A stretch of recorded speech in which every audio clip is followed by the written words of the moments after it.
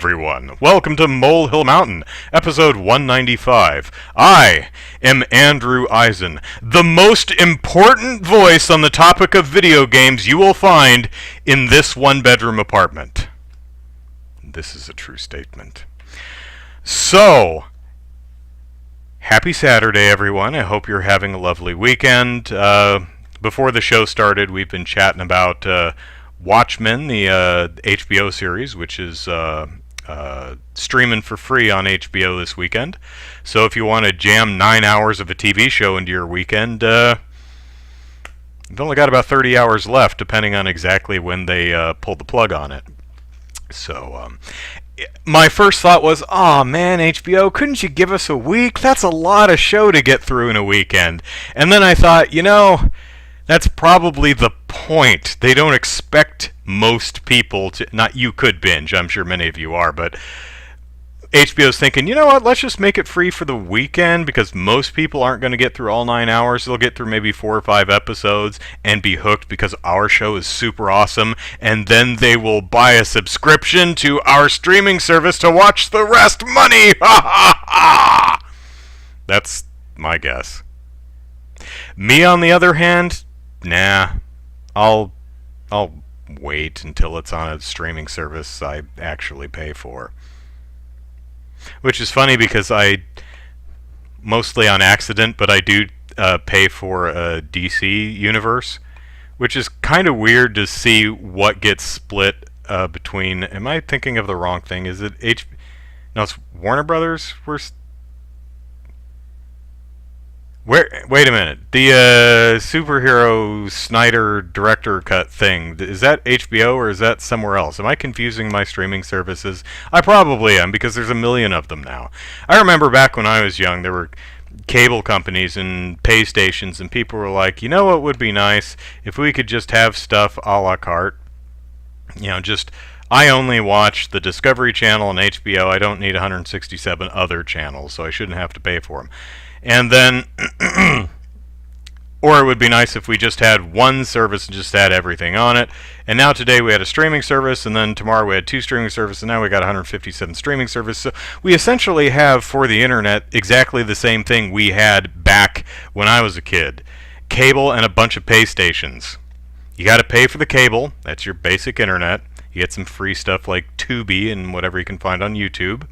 And then you've got the pay stations, HBO, Cinemax, Showtime, which would be your various streaming services, which would be HBO and Netflix and Criterion and Shudder and Amazon Prime and all the others. So, anyway, money, money, money. So The Last of Us Part 2. I promise I will not spoil anything about The Last of Us Part 2. Not because I'm a considerate person, not because I haven't gotten very far in a game that only came out yesterday, but because I don't have the game and I haven't played it, so...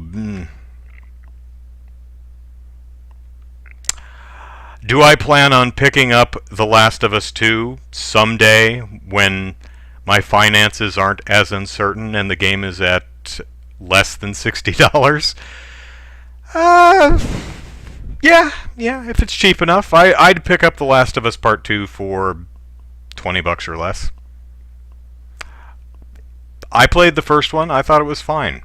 I think I talked about this last week or the week before, but I enjoyed The Last of Us after the 3-hour mark, because boy, is that a slog of an opening in that game. But I enjoyed it well enough, but I wasn't really bowled over. I wasn't as taken with it as many were.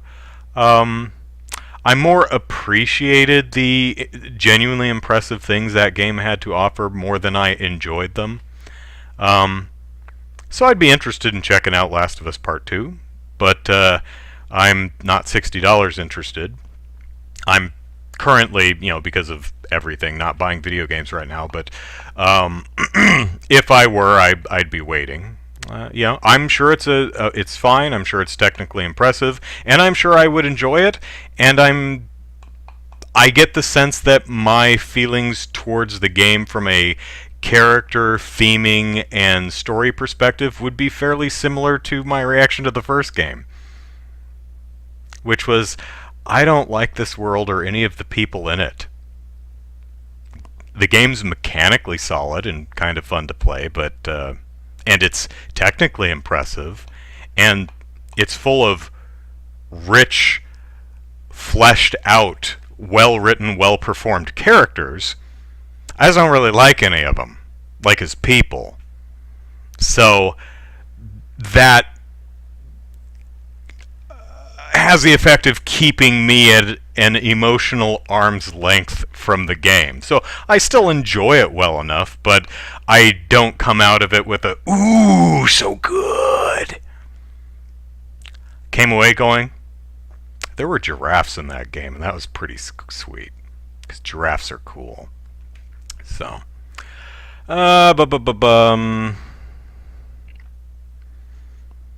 Matthew says ATTWB owns DCU, Crunchyroll, HBO, Rooster Teeth. Okay, so I am thinking of, so it's Warner Brothers, who's the parent company of the HBO. Okay, got it. Because one of the things, I look at the DC universe thing and I think, okay, all the DC superhero crap should be there, but no. Some of it's kind of straddling the line or falling on one side or the other, which makes it super confusing. You know? I just feel like all of the DC stuff should be on the, DC streaming platform. It just feels like that's why most people would have paid for the DC streaming platform. The DC stuff. It's like, all right, I paid for the DC streaming platform. Where can I watch this DC stuff? HBO. Huh? What? Ah. Oh, well. That's right, Jordan. Who needs streaming services when we get quality hour-long podcast on YouTube for free, hosted by goobers like me? And last week was like a 3-hour podcast where we chatted about porn. So, and some other things, but mostly porn. Apparently some people have been trying to refund it. What, Last of Us? And gotten so bad the GameStops have stopped refund. Spoiler, Ellie likes candy. Who doesn't like candy? Especially in a post-apocalyptic world where candy's probably fairly hard to come by. I looked at the Scrungle game, and it's bad. They took what was good about the first one and pooped all over it. Really? Looks like more of the same to me, but doesn't help that Neil, whoever that is, Neil, the Naughty Dog dude, yeah, added a self-insert into the game. Oh, that, if that's a fact, that is awkward.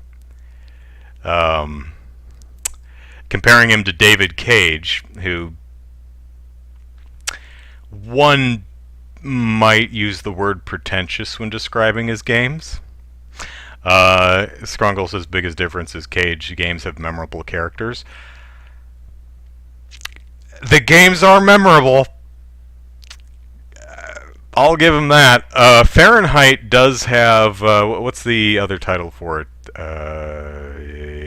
Indigo Prophecy. That game has probably one of the strongest openings I've seen in any games. It's up there. It is a barn burner of an opening. And then the rest of the game is fascinatingly awful. If you have a favorite Let's Player, definitely check to see if they've played through Fahrenheit/Indigo Prophecy, because that is a game. It does not go the way you think. It is very likely not going where you think it's going to go based on the opening.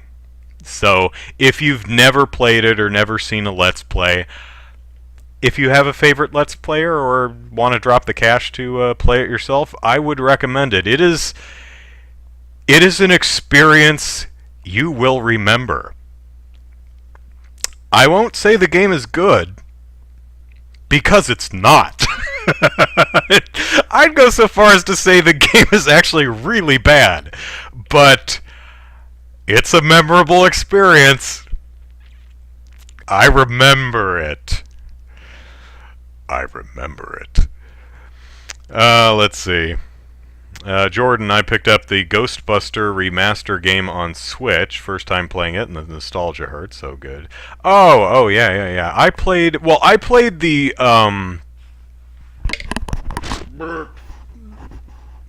Goodness, pardon me. I played the God. When did that game come out? It came out in 2009 or something. I played the version that was released on the Wii, which was mostly the same game that appeared on the 360 and PS3, just with more of a cartoony aesthetic. Other than the aesthetic, they were mostly the same experience. I rather liked the game. I thought it was fun. Some of the voice talent behind it didn't seem to be as into it as one might hope, but and it has the same problem as Ghostbusters 2 has with retreading old ground. Like, remember this? You love this? Here's more of this. A bit too much of that, you know. But overall, it was a fun game. I enjoyed it. Scrungle says Neil Druckmann, is that his name? Naughty Dog guy? Added a baseball card collectible in the game with his face on it. Okay, that's... His name is Dr. Unkman. Oh, yeah, so it would be Drunkman. That's... You know, I mean, if it's... Fine. That's actually... Dr. Unkman, that's actually kind of funny to me. I don't mind that much. That I can imagine that just being a thing that works. Or it could be, like... For example,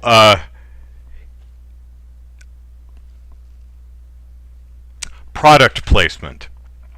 Product placement generally does not bother me in works of fiction because Coca-Cola is a thing that exists, so it doesn't bother me if someone opens a fridge and I see a can of Coke on the door, you know? That I don't find bothersome. It only bothers me when every single product is carefully aimed at the camera, or since we were talking about DC, Man of Steel. IHOP exists. The fact that Superman and one of Zod's henchmen crash into an IHOP, whatever, that's fine. IHOP exists. Sears exists. Doesn't bother me that we see a 7-Eleven or whatever on the street corner. That's fine. What bothers me is when the camera specifically frames the Sears building behind Superman. Like, you expect, you know, here's the frame, Superman! Haha! But no, it's shot more like Superman! Sears! You know? That's when it becomes problematic to me. So, whoop, chair. There we go. I can use a chair. I have figured out how to use chairs. It was disappointing there was no Dana or Tully. You know, I wasn't disappointed by that because, honestly, I don't need them. I'm kind of a weird Ghostbusters fan. Oh, you've got me on Ghostbusters. I have topics to talk about, and we never get to them now because Ghostbusters. I'm a weird Ghostbusters fan in that I don't... It's not that I don't care. I don't need the characters from the first movie in every sequel. I like them. I don't need them. They're not the important part. I hear a lot of people say, man, you can't make Ghostbusters without Peter Venkman. Yeah, you can.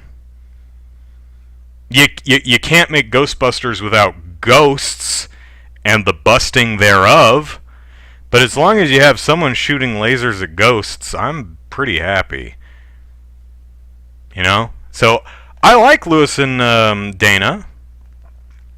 I don't need them there. So I did not miss them in the game. You know, don't need them there. Their stories are done. You know, I really didn't need them in Ghostbusters 2. It's like, why are they there? Because they were in the first movie. You know, it's just they were crowbarred in. It felt unnatural. Their stories were done. Yeah. I mean, not that I'm like, you can't ever carry a character from movie 1 into movie 2. That's not what I'm saying.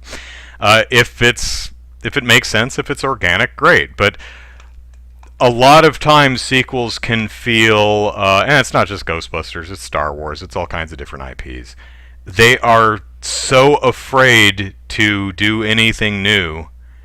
They just do the first movie or first game or whatever all over again, and they a lot of times don't have much room for anything new. Now, I'm being a little down on Ghostbusters 2. I still like Ghostbusters 2, even though I don't think it really works as a film. There's a lot of really good stuff in Ghostbusters 2. I really love the idea of the mood slime. That's instead of just a big bad ghost taking over the world, which they actually have with Vigo. Ghostbusters 2, I think, kind of would have worked without Vigo. Although I do like Vigo. It is a great design. It's just a really interesting, unique, completely different idea. It's like, oh, what are we facing this time? Oh, the bad feelings of crummy New Yorkers are supernaturally manifesting as a physical, malevolent presence in New York. That's a pretty cool idea. I don't think the movie's terribly successful with it, but it does have a lot of good stuff in it. Jordan says it's worse when creators make a self-insert and then have some kind of romantic relationship with the main character. Yeah, that always does. I can't think of an example off the top of my head, but I've seen something like that, and that is really awkward. You know? That feels really icky. Like, I just wrote myself into this part so I could make out with some hot young actor. Ooh. It's like, oh, you're creepy. One thing that does come to mind is the way that M. Night Shyamalan puts himself in movies. Like, what was it, like Lady in the Water one? There's a couple of them where he's the all-knowing person who, it's like, oh, for Christ's sake, go away. You know, it's like, you think highly of yourself, I get it. Go away. Let's see. Jordan says, Tully never really got his time in the sun. It would have been nice to see an action sequence with him. They originally, I'm sure many of you know this, but originally there was more to Lewis chasing Slimer through the firehouse in the original Ghostbusters 2. I don't know how much of that they actually shot. They shot more than actually appears in the movie. But there was planned a running, B story or C story, however far down it goes, of Slimer haunting the firehouse and Lewis trying to catch him. And it culminates in, Slimer driving a bus. But, yeah, so, I don't know. Again, I never came out of Ghostbusters thinking, man, I can't wait for the sequel when Louis Tully kicks some ass. I thought, one thing that actually kind of worked in Ghostbusters 2 as far as bringing some old stuff back was Louis showing up as the Ghostbusters attorney when they're in court. That's actually pretty funny because he shouldn't be. The joke is he shouldn't be there because he's a tax lawyer. He is completely unqualified, but the idea that they couldn't even get a public defender is pretty damn funny. So if that was his only role in the film, that would have been fine for me, But as I said, I'm kind of a unique Ghostbusters fan in that regard. So. Let's see. Deadly Premonition getting a second game. Scrungle says, yeah, that's been known for a little while, but yeah, that it'll be interesting to see if that works, because that's one of those. Okay, we made a bad game, but it's so charmingly bad everybody loves it. You rarely does anyone succeed making something purposefully bad and then it's still entertaining, right? Like, the reason movies like Trolls 2 works is because they're very earnest, you know, or really almost anything you ever saw in Mystery Science Theater 3000. What makes these movies so damn charming and fun is not just because Mike and Joel are funny when they're riffing on them, but because they were really serious about these movies. Now, again, some of them were made on the cheap and some of them were just cynically thrown together, but a lot of them, you can tell that the creatives behind it were trying their best and just failing hard. And schadenfreude or not, that can be really entertaining. So, Deadly Premonition is a bad, poorly put together game, but it's so damn weird and interesting that it's a really propellingly engaging experience. And I will be very interested to see if they manage to purposefully capture that same feeling in a sequel. That rarely happens. When you fall flat on your face and people love it, so you fall flat on your face again on purpose,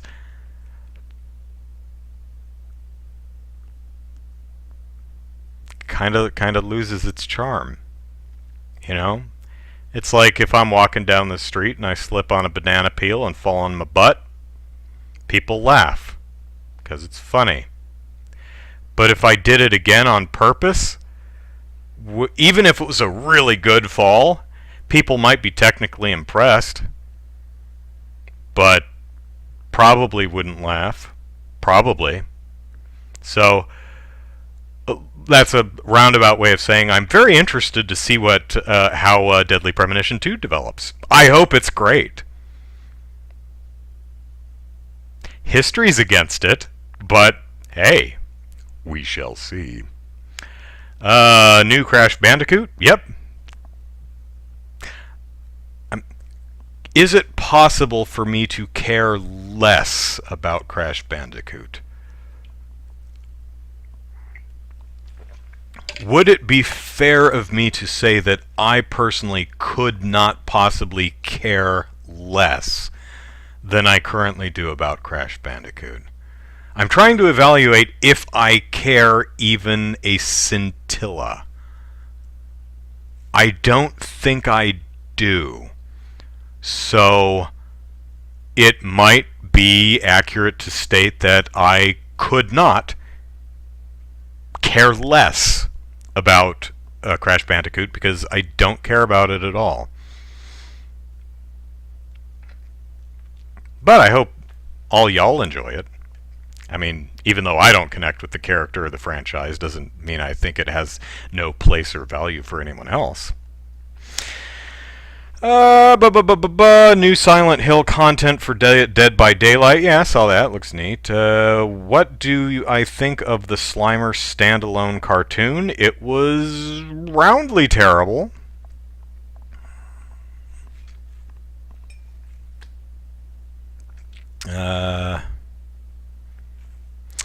Let's see. Colin, hey, how you doing? Have I ever played Metal Gear 5, The Phantom Pain? Why, yes. I even wrote the IGN wiki for it. Or did I? I forget what happened. I think someone else was commissioned to write it, and then they stopped or left the project, and I was hired on to flesh it out or finish it or something. I did something. So yes, I did play The Phantom Pain, and it has one of the worst game openings I have ever seen. Now, I've stated several times, even in this podcast earlier, I think the opening 3 hours of The Last of Us is a dreadfully dull slog. But I managed to push through 3 hours into the other 12 hours of the game and enjoyed it just fine. The Phantom Pain's opening hour is excruciating. It is seriously one of the worst openings of any video game ever. And that sounds like hyperbole. It might be. But I was stunned by how utterly bad the opening to that game is. But, luckily, once you get past that phenomenally horrible opening, which they just honestly should have cut it out of the game, although it does have like a flaming sky whale or something, which is pretty funny. I really adored the rest of the game. Although I killed Quiet and I never redid Chapter 11 or whatever, the one where you meet her, and not killed her. So I never had her in my party. And I always felt kind of bad about that, because I'm sure she's a neat mechanic, being a sniper. You know, she just hides out in the brush and shoots people for you. But I had Dee Dee, my attack dog, and you start with a horse, which is pretty awesome, and then you get Dee Dee, the attack dog, and then you get Quiet, who's like the worst sniper ever. And I'm like, I got my doggo. I don't need you. Bye bye. You shot my horse, you jerk. That's why I killed Quiet instead of spared her, because she shot my horse. We had no quarrel. We weren't coming after her. Didn't even know she was there. We were just riding along, singing a song side by side. Well, actually, I was on top of the horse, as you normally are. She shoots my horse. That will not stand. And what I mean by she's a terrible sniper is she constantly gives away her position by humming. A character whose name is Quiet hums loud enough for you to hear her across the expanse of the open desert. So you always know where she is. She's really bad at her job. She was out of range. I couldn't hit her. But I knew exactly where she was because I heard her humming. She's like, oh, she's over there. Well, she's out of range. You can't shoot her. Pull out phone. Doop, doop, doop, doop, doop. And I dropped a supply box on her head, and that actually worked, which thrilled me to no end. Knocked her stupid. I think it took like 2 supply drops or something like that. Walked over to her, and she's like, ah, hell. And whoever the person who gives whoever you are orders is like, you can choose to spare her, and then we will rehabilitate her like we're doing with everyone else you keep airlifting out to the base and brainwashing, I guess. I'm like, nah, she shot my horse, bang, bang. So I never got to play with Quiet because I killed her, because she shot my horse. And I'm like, well, I don't think we need her. I mean, I think I scanned her. You scan people, and they give like ranks, like, oh, this is a AAA employee. I'm definitely airlifting this dude out of there. I don't think she had a letter grade, but I mean, she doesn't know enough to wear pants in the desert, and she doesn't know enough to keep quiet, even though that's literally her damned name.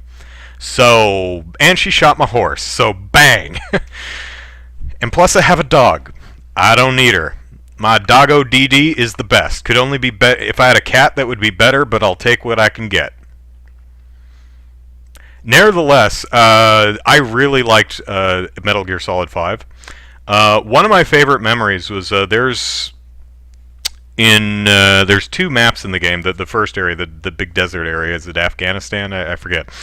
In the, I think, northern section of the map, there's this really, really large enemy base, like like super large, gigantic building in the center. It's got like a runway for planes and stuff, and it's a really, really big place.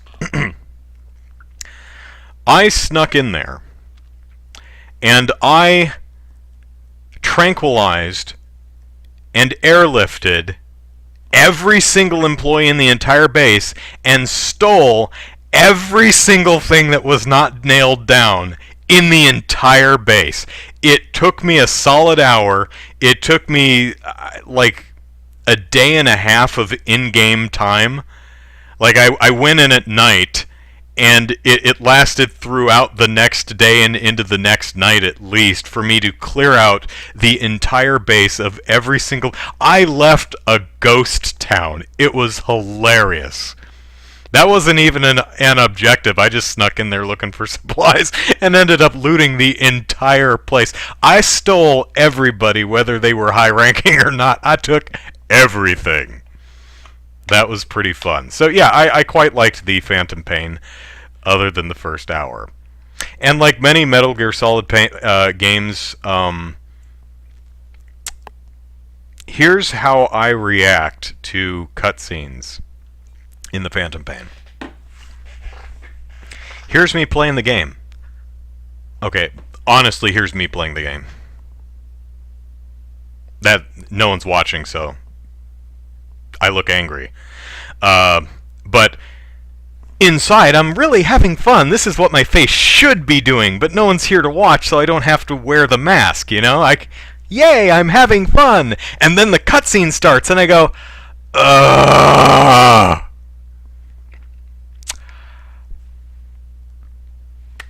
Pro tip, Konami and any other developer publisher that's listening, if the gamer's reaction to your cutscene is, you're doing something wrong. I love playing the game, but every time you wrestle the controller from my hands to show me that ludicrous and not in a fun way story, not a fan. But overall, I really, when the game allows you to play it, which is most of the time, I thought it was really fun. So I like Phantom Pain. I'm a masochist. I love Phantom Pain. Let's see. Giant missed opportunity to have Oscar as the rookie character. We've talked about this before. I don't know why the heck you want Oscar. Why? He's just the baby. He's not even a character. Why? I mean, it would be fine, but why? Just why? I've heard this from several people. You're not alone on that, Jordan, but I'm like, it could be anybody. It doesn't have to be the same damn people in every single movie. I just do not, and there's nothing wrong with it, don't get me wrong. Please do not mistake my lack of understanding of that particular desire as some type of condemnation of it. It's not. It's merely a lack of comprehension. I genuinely do not understand why anyone would care to see the baby again as an adult. I mean, you could write a script with a new Ghostbuster and go, oh, that's Oscar. Okay. But why? I mean, for what reason? I mean, maybe there'd be a good story reason for it to be that way.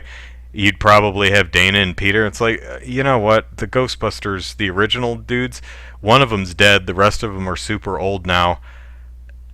They're done now. I mean, the fact that all the surviving actors are in Ghostbusters Afterlife, that is my greatest point of concern with the new movie. That's the point where I'm like, oh, I hope that doesn't suck.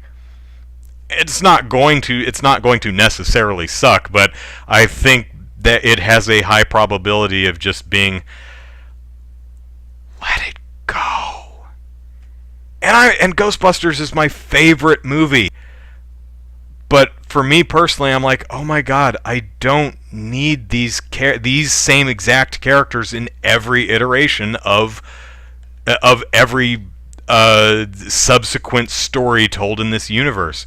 They're not that important. For me, let me say this in a different order. For many people, and this is completely valid, I want to be clear. For many people, many fans of the franchise, these characters are the IP. They are the franchise. They are Ghostbusters. I'm personally exactly opposite. I like the characters. I enjoyed them in that story, but they aren't Ghostbusters. I personally can have Ghostbusters without them. I personally would rather more stories in the Ghostbusters universe about other people and other places. You know? That's one of the things that excites me about Afterlife, is it doesn't take place in New York. One thing that does kind of bother me is, oh, it's the descendants of Egon Spengler. It's like, oh my god, it's a wow, I'm getting heated about this. I almost said the F word. You know, ghost busting is a job. They're ghost janitors. They clean stuff up. They're pest control. You know? It's a job. It's not a damn legacy. There shouldn't be, again, this is just my read on it, I don't see a need to have it be like a mantle that's passed down, or some type of chosen one story, or only a certain select few, a select breed, a select bloodline can carry on the legacy of... It's an exterminator job. That's one of the reasons why Winston Zeddemore is my favorite character, because he's just some guy off the street looking at the want ads. You know, he's being interviewed. It's like, do you believe in astral projection, the Loch Ness Monster, Bigfoot, all that stuff? And he's like, there's a steady paycheck in it. I'll believe anything you say. I love that. And as a kid, the thing that spoke to me most about Winston Zeddemore is, which is interesting because I don't know how his name's pronounced. In the movies, it's both Zedmore and Zedemore. Not sure exactly how it's supposed to be pronounced, but what I loved is when his character, for me, as little 4-year-old Andrew, made Ghostbusters, the organization, the job, the people who did that role, it opened it up. Winston Zeddemore answering a want ad and just becoming a Ghostbuster meant to little 4-year-old Andrew, it's not just these 3 dudes. Anybody could be a Ghostbuster. Even me. All I have to do is be older than 4 and apply for a job, and I could be a Ghostbuster too. It's not this little insular club with just these 3 dudes. You know? So I think that may lend a little bit of insight into why I'm not as keen on the same characters or relatives or friends of the same characters being the focus of every story in Ghostbusters. Much as I enjoy the characters and wouldn't mind seeing them again, to me it just feels limiting. Much in the same way where I got tired of the Skywalker stuff in Star Wars. Or, not necessarily Skywalker, but like Tatooine and the stuff we all know and recognize. It's like, oh my god, the galaxy is huge. Can we please go somewhere else in the galaxy? Something interesting has to be happening to someone else somewhere else in the galaxy. I refuse to believe Star Wars Galaxy is so damn small that the only interesting things that happen revolve around these few people and places. It's... Maybe I'm just claustrophobic. And we're at 7:45, and I haven't even got to any of the things I have on my list yet, which is maybe a good thing, because one of the things on my list is the Electronic Arts presser, and I could talk about that, but you know, I don't want to bore you to sleep like the EA presser. It was 50 minutes long. It took me 90 minutes to watch it, and I skipped around a bunch because it was really boring. I heard from someone else on my Twitter feed who said, yeah, I fell asleep. So, let's see. What are we doing? Jordan, you're either a Crash fan or a Spyro fan. There's no in between. Interesting.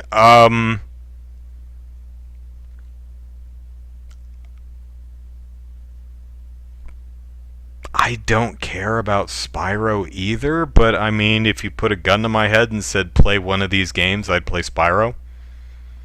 I definitely think Spyro's a much, like by leagues, a better game franchise than Crash Bandicoot.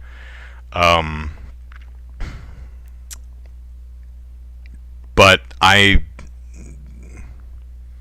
don't really care about Spyro either. Ask Sam. Hi, Sam. Do I think I could make another video like the Lego Movie video game glitches video? That's how I found you. I really loved that video. I could, but I did the guide for that game, so I had a lot. So I had pretty much all of my gameplay recorded. So I had all the footage to make that video. I actually just did a... Oh, pardon me.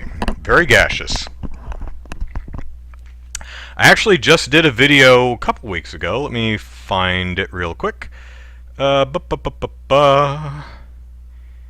was about... yeah, it's called Glitches Are Fun, Enslaved Odyssey to the West. And that was posted on June 5th. And it shows a glitch, well, two glitches I found in how's it called? Enslaved Odyssey to the West, which I streamed a few weeks ago. Because I streamed it, I had the footage, so I edited it into a video. Oh, I also posted yesterday a video of, I played what was it, Ethan Carter's, no, not Ethan Carter, not Vanishing of Ethan Carter, What Remains of Edith Finch, that's what I played. And that game broke me, and broke me bad. I mean, I lost my... It's a synonym for poop. It's a bad word. Multiple times throughout that 3.5 hour playthrough. So I cut about 10 minutes of me giggling myself stupid and compiled that into a video. That's on my channel. What's it called? Let me see. It's called Grown Man Breaks Down While Playing What Remains of Edith Finch.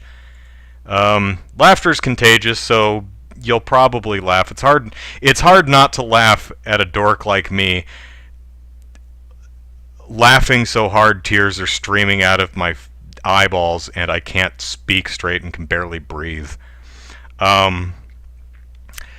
So I have similar videos, but I don't normally record a lot of game footage. And also I had a glitch video for Last of Us, but most games I play, the glitches I find aren't that prominent or funny, and certainly not that numerous. Again, I only had 2 in Enslaved, only had 2 in The Last of Us. The Lego Movie video game, that 10-minute video you're talking about, which I'm glad you enjoyed, I'm actually pretty proud of that one too. That was only like half the glitches I found in that game. I actually originally had a blog post detailing the other things I found, which I don't think the site it's hosted on exists anymore, sadly. But so if I ever come across a game I'm playing that has that many glitches in it, I probably will make another video like that. But glitches are fun to show off. I do occasionally when I find them, and modern day consoles actually make that fairly easy. So if something weird happens, I can just hit the share button and capture it. I actually do have some footage of the Lego Ninjago game, which I'll probably post sometime. There aren't really any glitches, but it has the weirdest ending I've seen in really any video game. It just stops. If you've ever played the Lego Ninjago video game, the game just ends. It's a hard cut. Like you're walking across a bridge to another platform and it just hard cut to the final cutscene roll credits. It's like, what? It's the weirdest thing. So I'll probably show that off eventually. But anyway, glad you liked that video. Jordan says, Andrew proposing, stone cold face. Andrew at his wedding, stone cold face. Andrew seeing his firstborn, stone cold face. Well, no, because I'm 40 now, so I've had decades of practice to not look like this all the time. Because this is the default facial expression that I hold. This is also where my voice naturally sits. And this, a lot of people find off-putting, unsettling even. So over the years I've learned to vary my inflection and animate my face and not stare straight at the person I'm talking to. See, when I was young, I thought eye contact was polite, but people find it really unnerving. So over the decades, I've learned to gesticulate more, again, alter the inflection of my voice, animate my face more, not stare straight ahead, and, return my gaze to a person's eyes, but also, keep glancing around. That's something that just makes people more comfortable. So I imagine if I were in social situations like the ones that Jordan is proposing, I would not have my default relaxed face. Now I am caught doing that occasionally, usually when I'm focusing on something like if I'm working, if we were at the office and I was working on like my stuff, I might, because no one's around me, I'm focused on my stuff. I'm focusing really hard on something. Someone comes up behind me, hey Andrew, yeah. Oh shit, sorry man, I didn't realize. It's like, oh no, I'm fine. What can I do for you?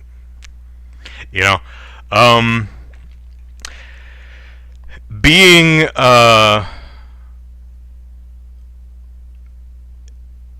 not being off-putting, not routinely and consistently making people really uncomfortable is something that I'm not perfect at, but I'm a lot better now than I was when I was much younger. And it's something that's taken me decades of work. And it's also something that I screw up now and then. I genuinely forget to wear the mask, so to speak. And the longer I'm on camera, you'll probably catch glimpses of that. Like, if you watch my Sunday game streams, if I might drop the act occasionally because I'm focused on the game, and I forget to interact. I forget I'm streaming. I forget to interact. Especially, you might see it late at night when I do the 24-hour marathon in the fall. If it's late at night, the chat's slowed down. It's 3, 4 in the morning. I'm really tired.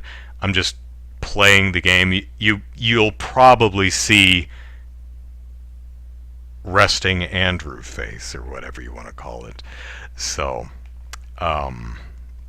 yeah, this whole thing, it's a mask. I'm lying to you, in a manner of speaking. It's actually an interesting thing to reconcile, because there's a part of me that feels like I'm lying to you, but because the tone of voice I use, the inflection, the facial expression, the gesticulation, the eye movement, that is all controlled and calculated and purposeful. It's a performance in a way. But is it really a lie? Am I lying to you about who I am? Am I presenting someone who is not me? In a way, yes. But in another way, no. And here's how I explain that. I feel that my performance, so to speak, is an interpretation of what I would look and act and sound like if I were a normal damn person, right? I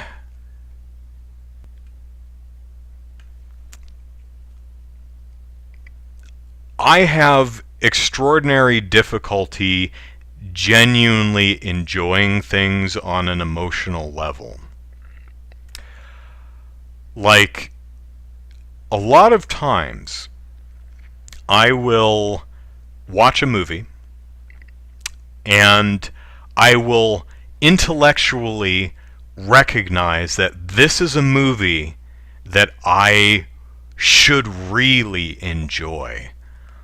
But while I intellectually understand that, I find that I don't emotionally connect with the movie. I don't actually experience the joy of watching this thing that I intellectually understand I should be.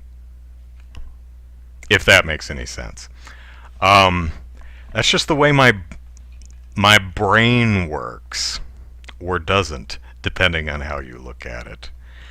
So, and it's also interesting because when I was young, like in school young,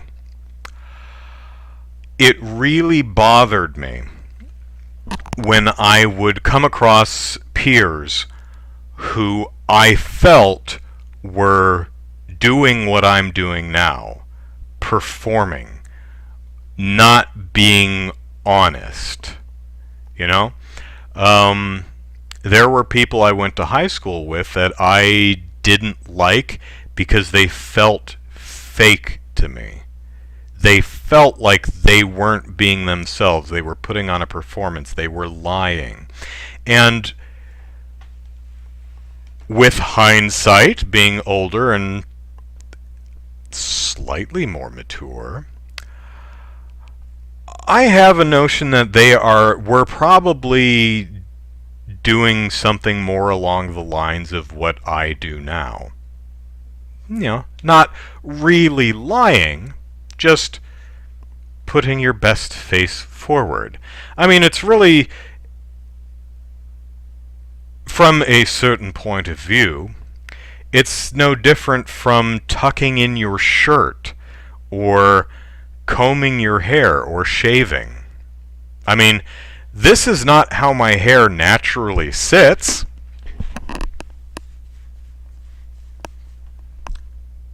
That didn't do much at all. But, I mean,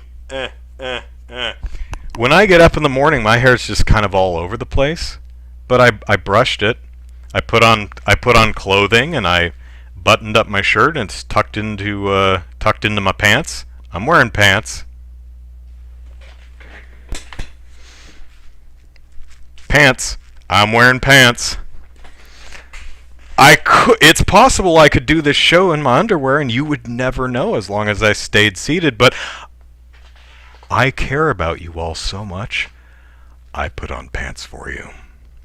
So, but, you know, I naturally grow a beard. Not an attractive one, but I do grow one. My hair is not naturally in place. I'm not naturally covered in this fabric. That would be nice, wouldn't it? So is it a lie to comb your hair and shave your face and tuck in your shirt? From one perspective, you could say that, but I would say generally no. No, you're just making yourself presentable. So, let's see. Jordan, was Extreme Ghostbusters worth a damn? I think it was. I did not see the entire run of the show, but I did see a bunch of it, and I did not all, at all, like the aesthetic of the show. I really did not like the design, especially the equipment design. It was dumb, really ugly. I didn't like it. It was not to my taste. But the show was pretty good.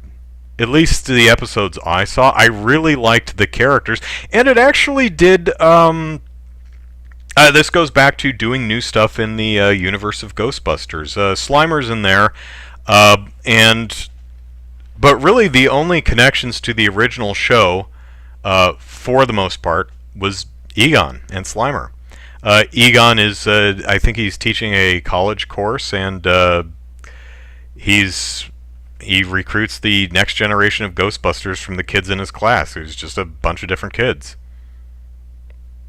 Different characters. Now, there are some episodes where the other characters show up. I mean, there's a big, Winston, Peter, and Ray show up to help them with some... That's like a two-parter, I think.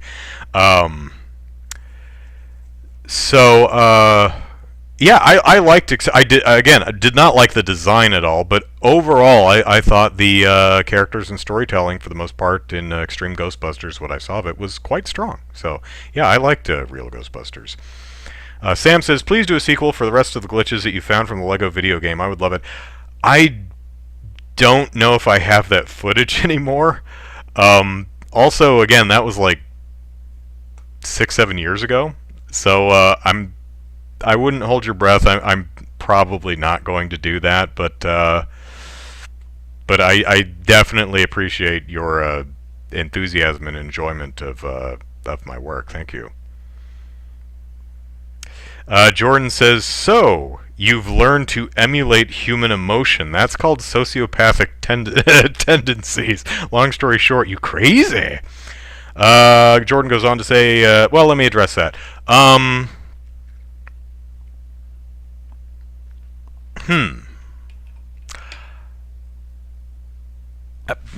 I've never been diagnosed with any form of...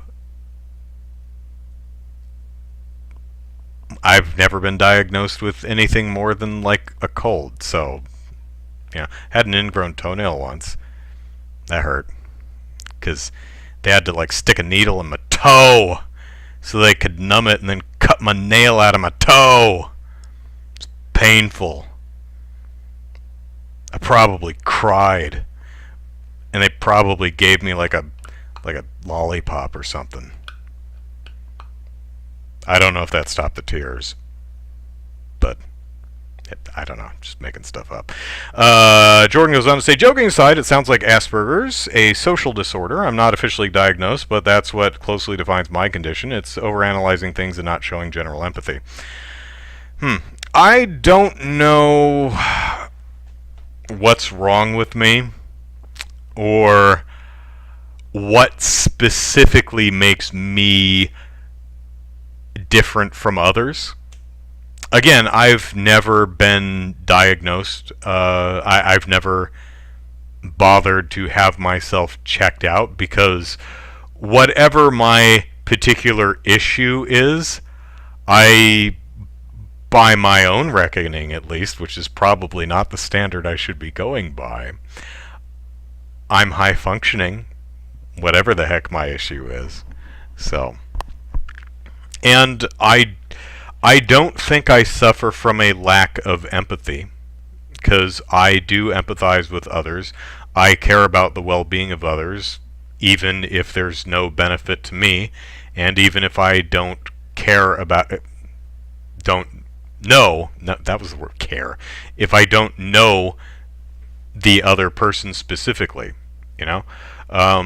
For example, broadly, I'm a straight, middle-class, cisgendered white guy, so I enjoy, like, all the privilege other than wealth.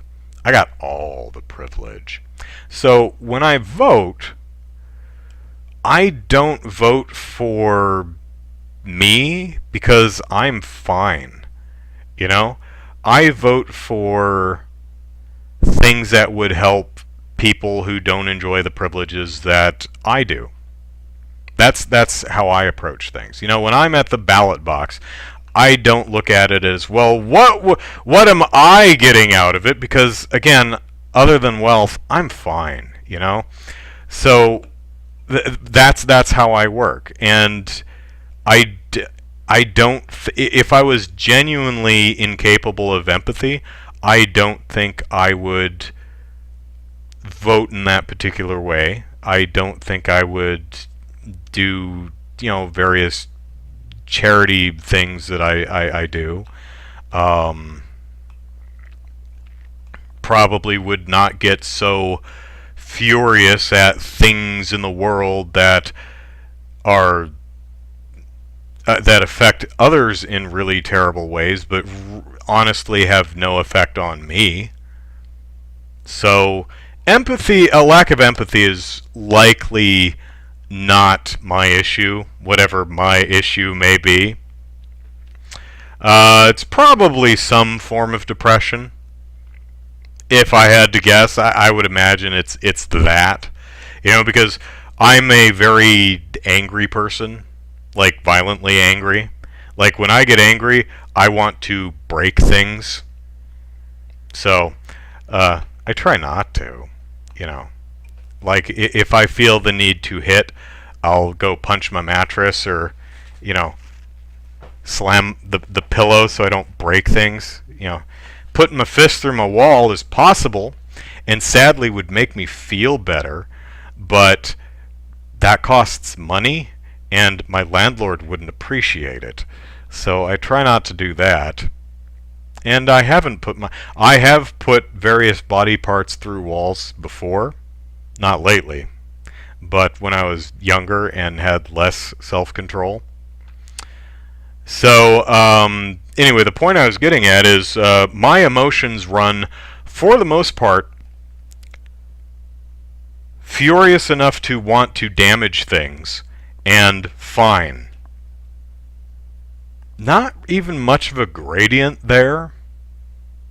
I'm either angry or I'm just fine. And that's kind of sad, isn't it?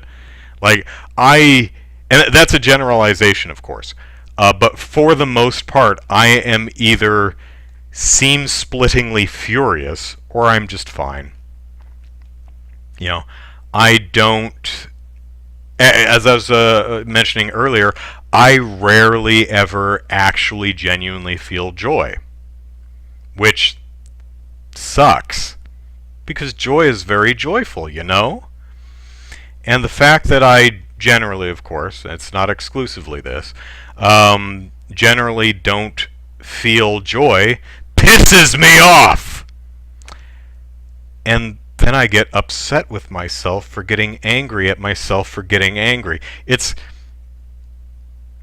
a little self-destructive and very, very sad. So, but I make do. Jordan says, not a lack of empathy, but more of a showing outward empathy. Yes, I do have. That's yes, Jordan. As empathetic as at least I feel I am, I do have to work very hard to convince others who interact with me socially that I give a shit about them. That is something I have to consciously work on actually conveying. Because most people, especially those who don't know me well, I'm a difficult person to get to know. I may seem, somewhat personable and kind of a fun dude on, these podcasts, but, I can turn this on for an hour. I've been doing this for years, decades. But, if you hung out with me for an entire day, Man, that it takes a lot of energy to keep this up for the entire day. So, um, I would be the kind of guy who, like, if I were visiting, like if you were family or something like that, it's like, oh, Andrew's coming over for Christmas or whatever. Uh, I'd be like hanging out with you, and then I'd disappear for a while because I would need to just get away from everyone for a while and just recalibrate and reset. Because as as as good as I am at this, I think very highly of myself. Um, it takes work, it takes concentration, it takes energy, and it can be very tiring. It's not something I can easily keep up at all times. It's probably one of the reasons I'm not as social as many others. Uh, Global pandemic notwithstanding. So, do it for the children, says Jordan. Um, Jordan says sociopathic tendencies with rage issues. Damn, what a combo. Yeah, it's now we can add narcissism to the list, says Jordan. Sure. Yeah, it's not fun. I don't like being angry because being angry makes me angry. And that makes me angry.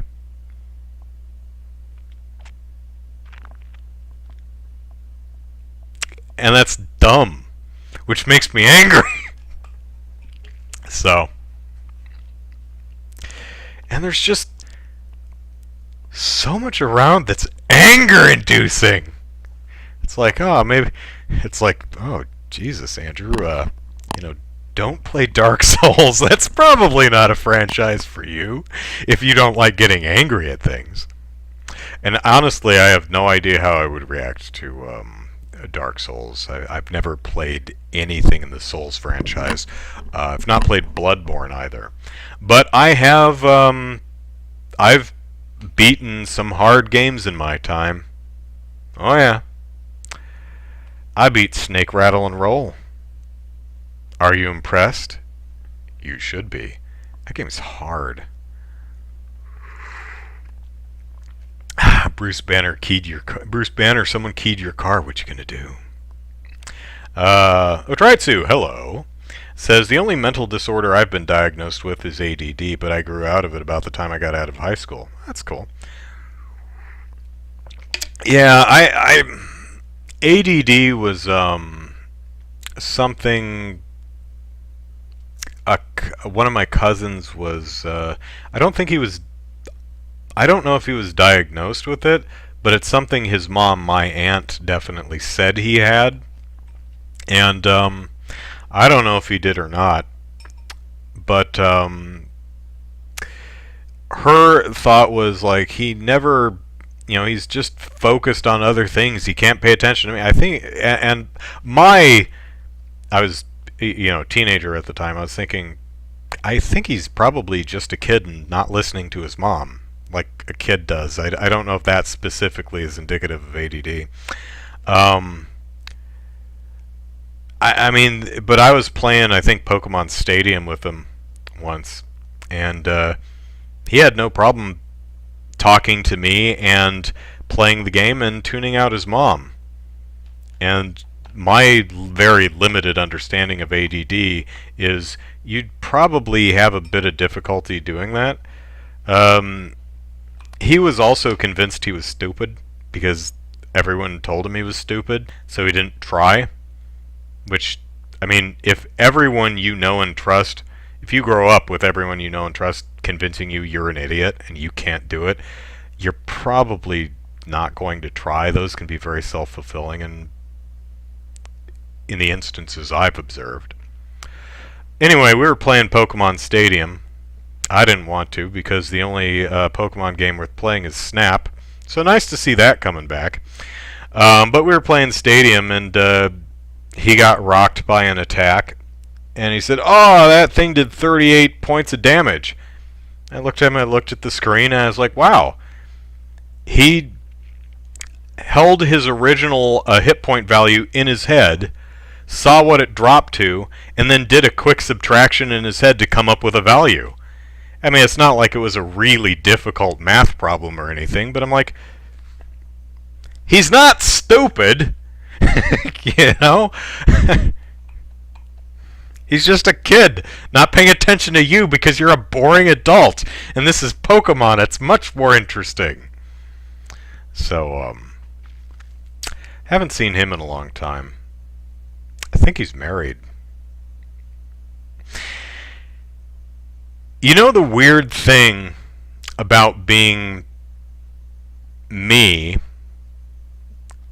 One of the very weird things about being me is, I'm 40. To this day, every single time I hear one of my younger family members, like a cousin, or one of my cousin's kids, are those second cousins? I don't know. Or someone I knew in high school is married. Like my sister's like, hey Andrew, you remember Heather Grantham? I'm like, yeah. She's married. I'm like, really? That's my reaction to every single person I know getting married. Really? Heather? Or Will? Or anybody? Or Mary? Or anyone I ever knew? It's like, really? They got married? But I mean, they're only in their late 30s. You know? It's one of those, there's a part, silly as it is, there's a part of me that always expects everyone else to see the world the way I do. And marriage is not something that holds an appeal to me. Neither is having children. So my reaction to anyone I know getting married or having children, a very common thing, at least in this country, is always, really? It's like, you look surprised.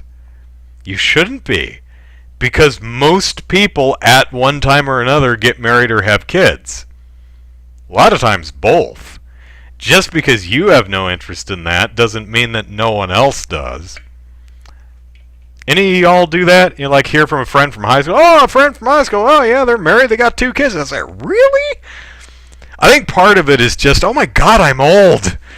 It's just a reminder of your own mortality and how little you've done with your life, in a way. Let's see. Jordan says, Andrew, you ain't missing out on much. Have you met humans? Yeah, our species kind of blows. I mean, we got some good eggs, but a lot of us are just really awful. Especially when we're anonymous. But I mean, not even then.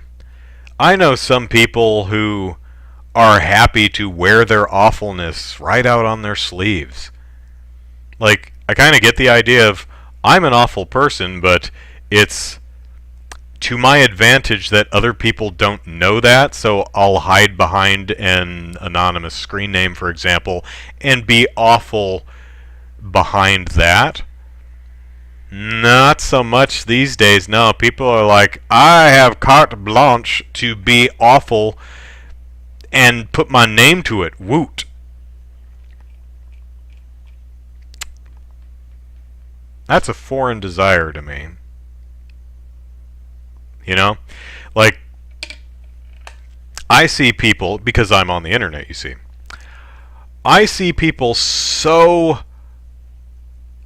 committed to just being an asshole that they are willing to make themselves look genuinely stupid in order just to facilitate the opportunity to be an asshole. I don't get that.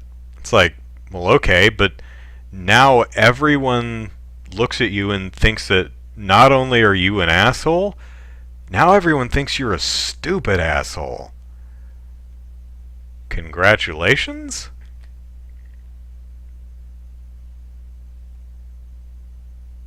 It's something I've never understood.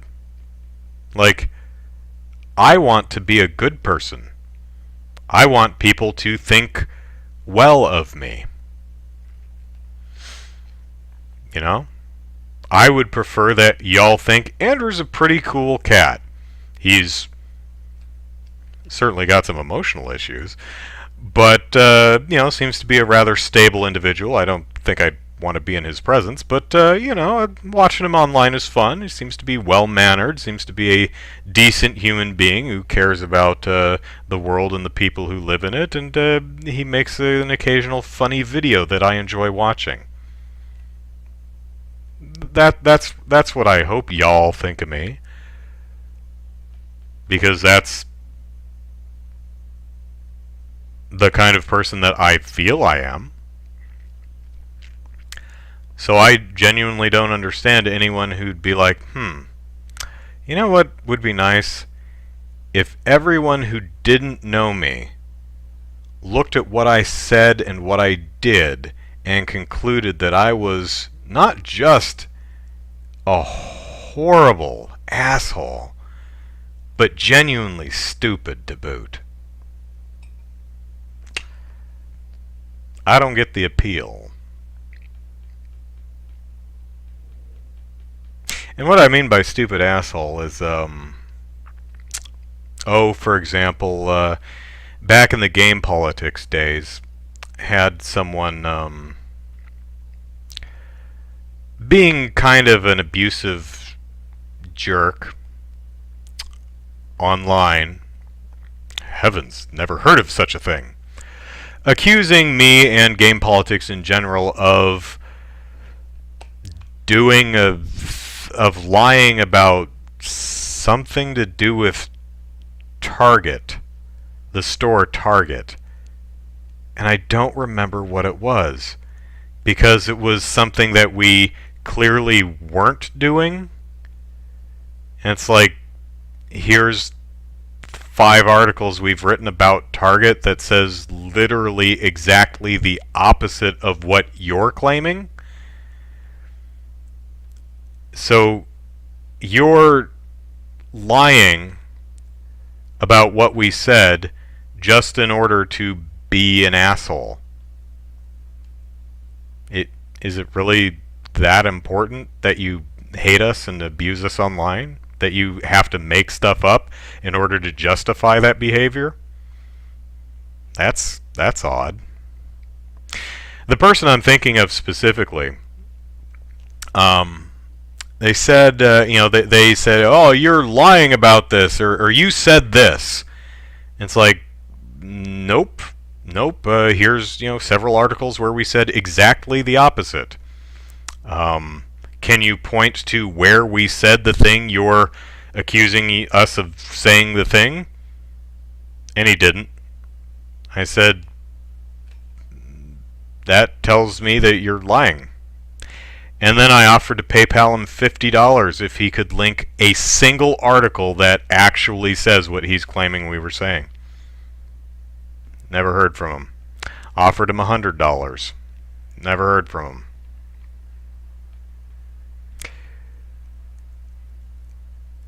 Well, he got to be mean to me online, so he got to bask in his assholish tendencies, and everyone watching said, wow, that guy right there, that guy's an asshole. But all of those people who recognized him for the asshole he was also thought he was genuinely stupid. It's like, hey, dude, I mean, you're being an asshole, but you're also obviously wrong, which makes you stupid. I mean, being wrong doesn't make you stupid. Being obviously wrong after being repeatedly corrected on it does. So, I actually pulled that trick several times back in the game politics days, offering to PayPal people $50, $100, to prove that what they were saying was true. They never even tried. Of course, again, lots of privilege here, so the kind of stuff that I have to put up with online is nothing compared to what people who have less privilege than I do. So not a huge accomplishment. It's like, oh, Andrew, you're so impressive for the for the very mild harassment that you get online. No, but I did. I actually ended up the person I'm thinking of is one of I think only really two people I've ever blocked on Twitter. So I've had a pretty pleasant online experience. So I'm fortunate, in addition to being privileged. This person I blocked not because he was pretending to be stupid just to be an asshole, but I did it for him. It was an act of selfless altruism. I'm such a wonderful person, and I want you to know it. Virtue! Look at my virtue! So virtuous! This is my signal. I blocked him because this particular person seemed genuinely upset with me. Like, I was getting the sense that could have been a performance, but I was getting the sense that this had gone beyond performative and into this guy was genuinely upset with me. Like, whatever I said on Twitter would just set this guy off. And I'm like, okay, you really don't like me, and everything I say, whether it's germane to whatever you're accusing me of or not, sets you off. So I'ma block you. Because I don't want to be responsible for your breakdown, and you seem to be headed that way. So I'm going to block you. You never have to listen to me say goofy stuff online again. And then you don't have to make up weird stuff to justify being a jerk towards me.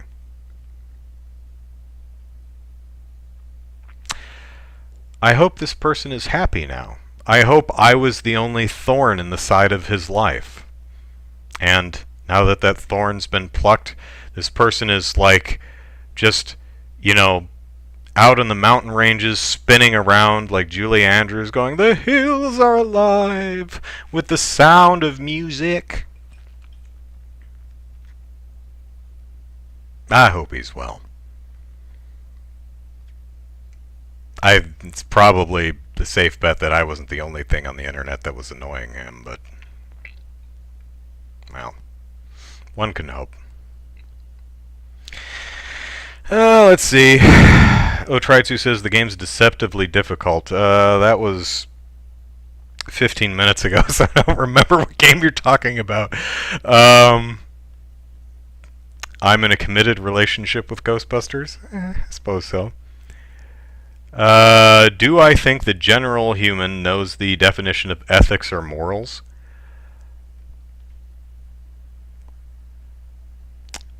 I think broadly most people have a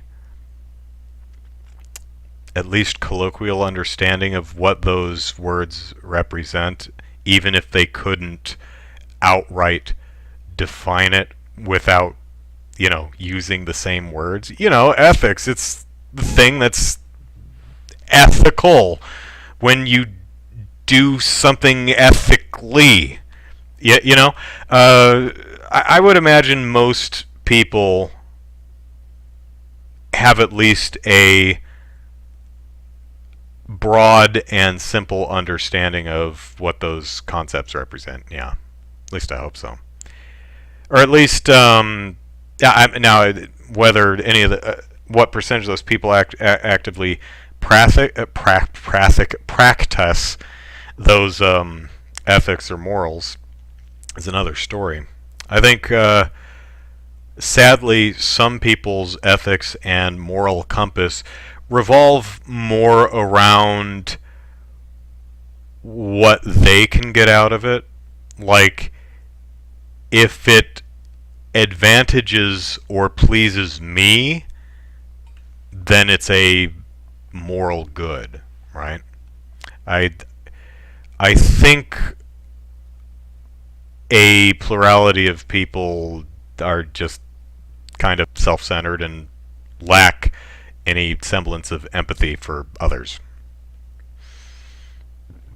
And I have theories, as I think there's a lot of reasons why that could be, but I've often played a little thought experiment.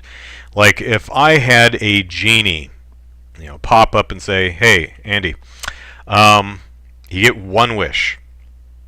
You want to fix the world? You want to make the world a lovely place for everyone who lives on it? You got one wish." Phrasing's important. How are you going to fix the world in one wish? And that thought experiment is, what's the one thing that the biggest bang for our buck that would do the most good to make the world as awesome as possible? And the conclusion I keep coming to is cursing everyone with empathy. Now, would that fix everything? No. But I think that would be a good start. I think if every person on Earth were empathetic towards their fellow human beings, I think that would take care of a lot of our problems. Because I feel that a good number of our problems, not all of them, but a good number of them, stem from some people, well, many people, genuinely not thinking about or giving a poo about anyone other than them and theirs. I think some people think, "I'm gonna do this because it's going to advantage me." And they don't think any further of that. An empathetic person would be, a more empathetic person would say, "I could do this. Doing this would advantage me, but it would hurt a bunch of people that I don't know."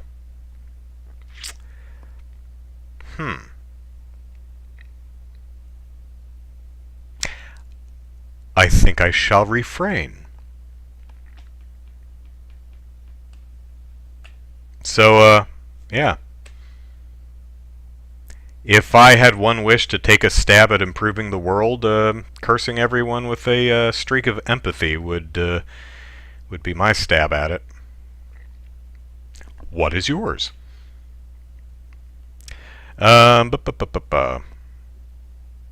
Jordan, I want to find love, but I'll settle with tacos if all else fails. Damn right. I'm broke half the time and work my butt off to make a life for myself. When is this white privilege going to kick in that I'm supposedly guilty of? Well, here's the thing, Jordan. Privilege doesn't mean everything is awesome. It just means it's better than others who don't enjoy the same privileges you have. So, I mean, I have, as I mentioned, I have all the privileges other than, wealth. And my life's not perfect. I can't afford everything I want. I have to, especially right now, be very careful about how I'm spending my money. But here's a real obvious one, especially right now. I have had a few encounters with law enforcement over my 40 years on this earth. How many? Maybe, not counting, like, let's ignore Border Patrol. Because I've driven back and forth from California to Arizona many times, and there's border checkpoints, and normally it's like, or, "Hi, are you American?" "Yep." Off you go. Or, "Do you have any fruit?" "Nope." Off you go. And that's generally my experience at border checkpoints. But let's ignore border checkpoints and focus exclusively on law enforcement, like FBI or Highway Patrol or any of that. So I've had a handful of encounters. I had the FBI come up to my door once because someone spotted me wearing a trench coat, and they were afraid of me because I looked mean. It's one of the reasons I've learned to not do this all the time, because I look mean. I dress in all black. Makes my laundry really simple. I like trench coats. They're comfy. I think they look cool. Someone thought it looked scary and called the FBI, and they came to talk to me. They said hi. I said hi. They said, "You have any guns in the house?" I said, "No." I said, "You have a shotgun in the house?" And I'm immediately thinking about saying, well, you just asked me if I had guns. I said no. I mean, gun is in the name.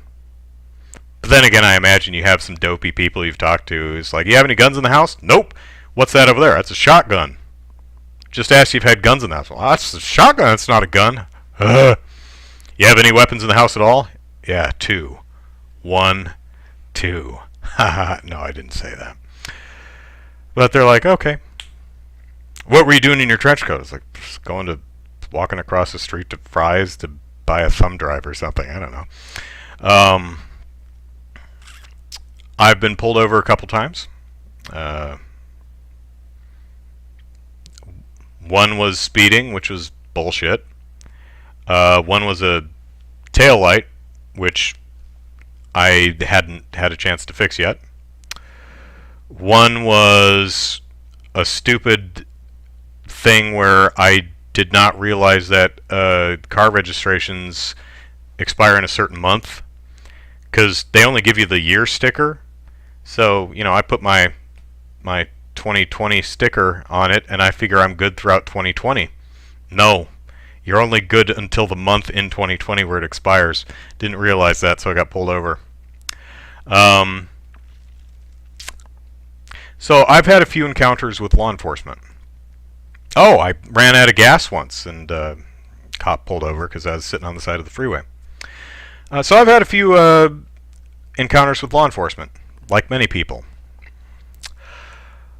My personal privilege, dictates that never once in any of my handful of encounters with law enforcement did it ever cross my mind that I might die. I don't have to worry about that. I am confident that no police officer is going to bother shooting my white ass. I bet I could mouth off to a highway patrolman and still not get drawn down on. Hell, I could probably have a gun fall out of my glove box while I'm reaching really quickly for a registration and still not get shot. I bet I could punch the President of the United States right in the face and still not die. Oh, I bet the Secret Service would tackle my ass, probably tase me too, and I'd be thrown in jail, but I'd probably survive.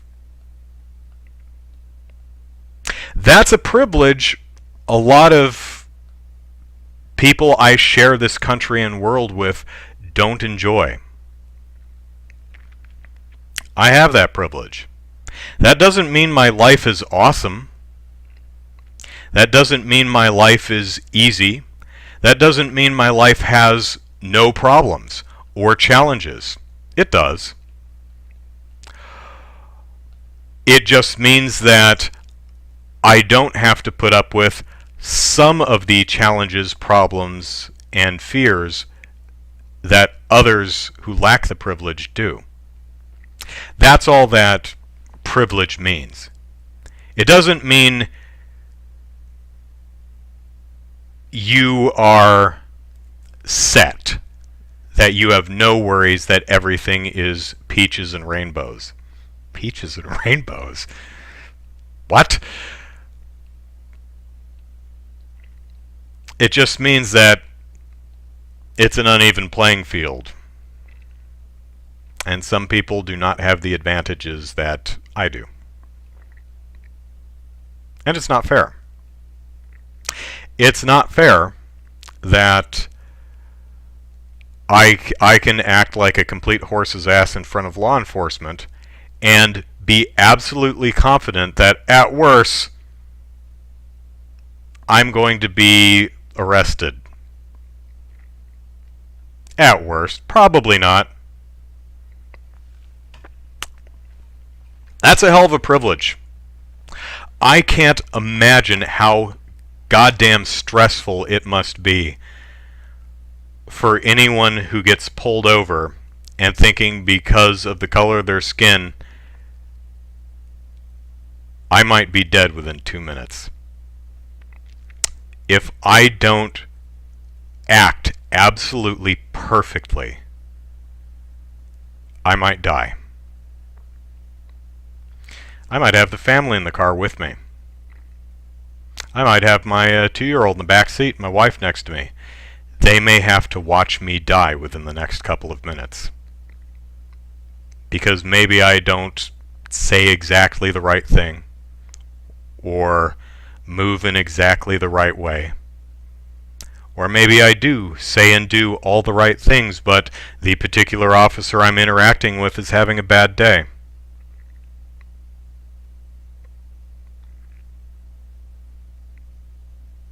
This encounter could be the end of my life. But I'm a white guy. I don't have to worry about that. I do have to worry about rent. I have to worry about food.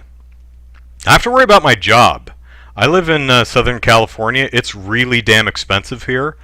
And operating on reduced hours is stressful. I've had to cut things out of my life that I didn't care to cut out, just to make ends meet. I'm doing fine, by the way. Don't worry about it. I'm okay. Things could go either way, but for now, doing fine. It's stressful, but most people are in a similar boat. So, but at the very least, I don't have to worry about getting shot by a cop. So that's nice. It's a hell of a privilege. I wish, genuinely, I genuinely wish that every single person I share the planet with enjoyed that same privilege.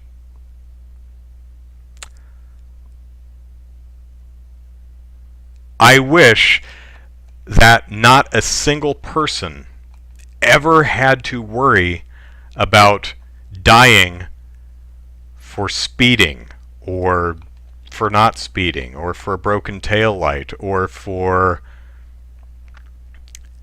walking around in public and making people nervous.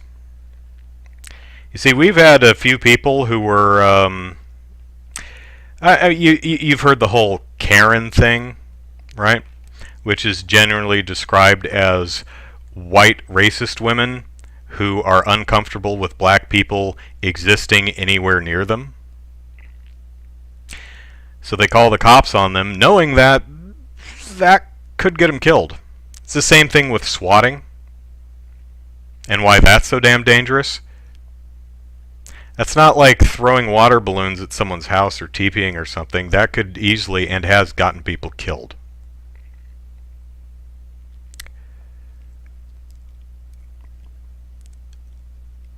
I'm a white guy. I look mean, especially when I'm not paying attention to how I'm acting. And I like dressing in all black. I like wearing a trench coat. I make some people really uncomfortable. I scare some people. I scared someone bad enough that they called the FBI. But I'm white. So at no point did I ever, not once, have any feeling or inkling that my life could ever be in danger from the 2 armed FBI agents who knocked on my front door. Not everyone shares that privilege. And that's yet another thing that pisses me off. So hey chat, what's going on? Let's see. My mouse is in the way. Oh, try to Snake Rattle and Roll. Yeah, it is a hard game. Dr. 20XX. Hi. Do I believe that Nintendo will port more Wii U games to the Switch? They're kind of running out of the good ones. Let me give me a half a minute here, because I actually have a list of Wii U games that I think would make good, that I'd like to see on the Switch, just because they're good games and didn't get enough attention when they were on the Switch. I was actually thinking of doing this as a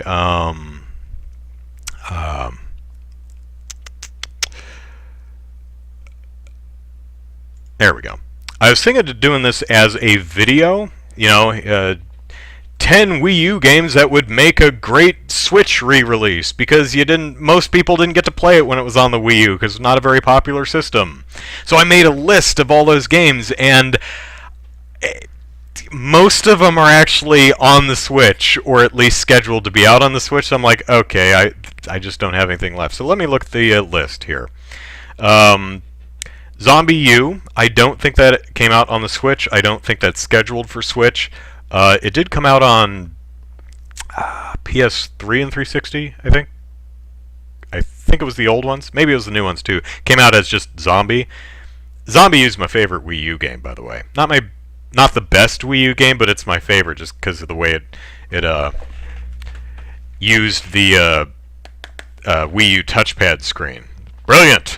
It's like the only game that uses it well.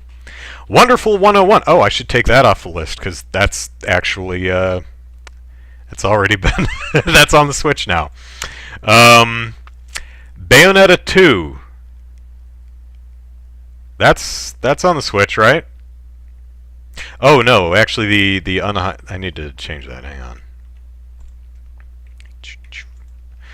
Okay, so those are the Switch ones. So Zombie U is either on the Switch or I don't remember. Someone in the chat correct me. I forgot how chunky the Wii U gamepad was. Yeah. So Wonderful 101, it's on the Switch. Bayonetta 2, it's on the Switch. Captain Toad Treasure Tracker on the Switch. Donkey Kong Tropical Freeze on the Switch. Tokyo Mirage Sessions Sharp FE on the damn Switch. Hyrule Warriors on the Switch. Super Mario 3D World, rumored to be coming to the Switch. Xenoblade Chronicles X. Haven't heard anything. Good chance, though. We got a definitive edition of Xenoblade Chronicles, but I'd love to see Xenoblade Chronicles X. Kirby and the Rainbow Curse. I don't know how well that would work without the gamepad, but I liked the game. I really liked its style, so maybe there's a way to do it without the gamepad. I don't know. Pikmin 3. Don't think that's been ported to Switch. Super Mario Maker. We got the sequel on the Switch, so close enough. Smash Brothers. We got a Smash Brothers game for the Switch, and it includes all the characters that were on the Wii U version, so close enough. Splatoon. Got Splatoon 2, so close enough. Pardon me. Oh, isn't Mario Kart 8? That's another one that's on the Switch, right? The deluxe version. So yeah, I think the only thing I have on here that isn't already on the Switch, or at least rumored to be coming, is Pikmin 3, Kirby and the Rainbow Curse, and Xenoblade Chronicles X. It's about all that's left. Zombie U is not? Okay. Pokken Tournament got ported too. That I never cared much about, so that wasn't on my list. Zombie U did come to one of the PlayStation and Microsoft consoles as Zombie, so it's not like so I think when I wrote this list, it was Wii U exclusives, and I think the reason I checked off Zombie U is because it's no longer a Wii U exclusive. It is on other platforms, even if it's not on Switch. So, Bu- bu- bu- bu- bu. Uh, 20 double X here says, Doctor, I'm sorry. I dusted off my Wii U and started playing X again. Such a shame that it's trapped on this system. Like Xenoblade Chronicles before it,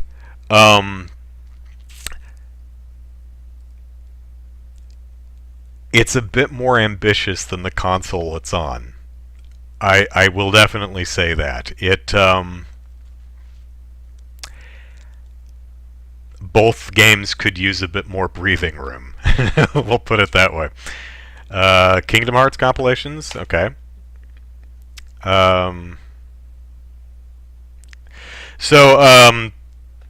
Okay, it's been another very just casual, chatty podcast, even though I actually had some podcast topics to talk about today, but that's okay. I do want to talk, before we end the show, though, I do want to briefly talk about my struggles curating a game to play for tomorrow's stream. For those of you who don't know, I've been streaming a new game every Sunday at noon Pacific Standard Time, so you're most welcome to come hang out if you would like. Jordan says, Luigi Dark Moon, worth a remaster or Switch? Well, we did get Luigi Mansion 3. I didn't like Dark Moon was okay, I just didn't like... If they changed it so that it would stop booting you out of the mansion and back to the hub after every mission, then yeah.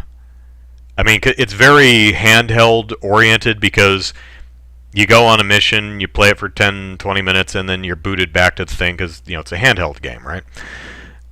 I would get rid of that functionality for a console release, but, you know, there's a lot to like about the game. Anyway, so I've been thinking about what game to play tomorrow. Last week we played Edith Finch, What Remains of Edith Finch, and I laughed a lot and cried because I was laughing so hard. Sometimes at things that one really shouldn't be laughing about. But so what am I playing this week? Well, I actually have been curating a few games. I started with a game called The Gardens Between, which is an interesting little puzzle game in which you have 3 controls: move time forward, move time backward, and interact. So you have 2 characters who need to get from point A to point B, so you hold advanced time and they walk from point A to point B. Well, they have to like carry a lantern from point A to point B, and sometimes there's stuff in the way like a waterfall.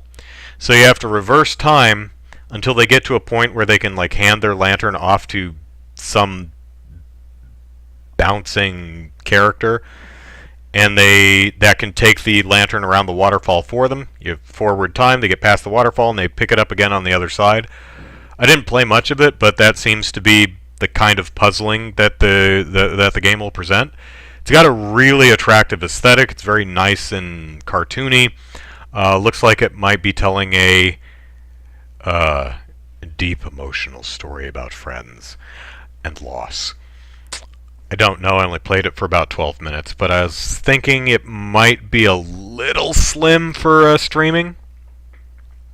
So I tried DLC Quest, which I thought might be funny, and it is, but it's also a joke that kind of exhausts itself after 10 minutes. I mean, it's really clever, it's funny, it's well written, it's genuinely funny and clever. I truly mean that, but I think the game doesn't hold up beyond like 20 minutes. So it didn't feel like a good streaming game for me. So I thought, okay, well, what about one of those scary games where things chase you, and isn't it fun to watch this dude go, ah, in a high-pitched voice, and he's scared and screaming, ah, you know, like I do. Scream all high-pitched when things are chasing me. That'd be fun to watch, right?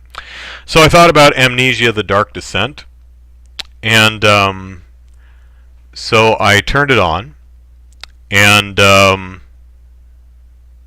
pet your dog, Jordan. So I played Amnesia Dark Descent for about half an hour, and I decided against streaming that one tomorrow because nothing happens and there's nothing to do. I played it for 26 minutes, and I must be missing something because you don't do anything in the game and nothing happens. Either that or it's got a very slow start. You are an amnesiac dude who is wandering through a dark, wet, empty castle. And there's nothing in it. There's nothing you can do except walk through it. I mean, you can find tinder boxes and light the candles and torches and stuff. Doesn't really do much, at least so far. I think lighting all the torches in one hallway might have unlocked a door. I'm actually not sure if that's what unlocked a door. I was looking for a key, and I had all these tinder boxes in my inventory, so I just lit all the torches on my way past, wandered around some more, and then doubled back to the door, and it was standing open. I was like, why is it open? Did lighting the torches open it? Okay. You can pick up objects, and you can chuck them across the room. It doesn't seem to do anything. The in-game hints do tell you of puzzles, but I didn't see any unless lighting the torches opened the door. Kind of a lame puzzle. There were like 2 scraps of paper with story bits on them. It's just not a very engaging game, at least the first half an hour. So I said, okay, probably not the best for a stream. So I tried Penumbra Overture, made by the same developer. And this one I actually quite liked.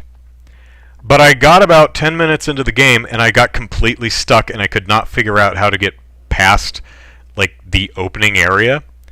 So in this game, you're in a snowy area, and you drop down into a bunker, and there's a door that's you need to get through a door into the next room, and it's blocked from the other side. Okay, so I found a little passage hiding behind a shelf in the other room, and I could not, for the life of me, those of you who've played it probably going to laugh at me, but I, for the life of me, could not figure out how the hell to move the shelf out of the way. I even looked it up on a wiki, and it just says move the shelf. There's a passage behind it. I said, yeah, I saw it. I don't know how to move the shelf. Tried grabbing it. It doesn't seem to work. I hit it with my hammer over and over and over and over, because you can destroy like the barrels and stuff with the hammer, but didn't destroy the shelf. Found an iron bar on the ground. I tried interacting with the shelf in several different ways with the iron bar, thinking maybe I could just knock it over with a lever. Nope. No idea how the hell to move that shelf out of the way.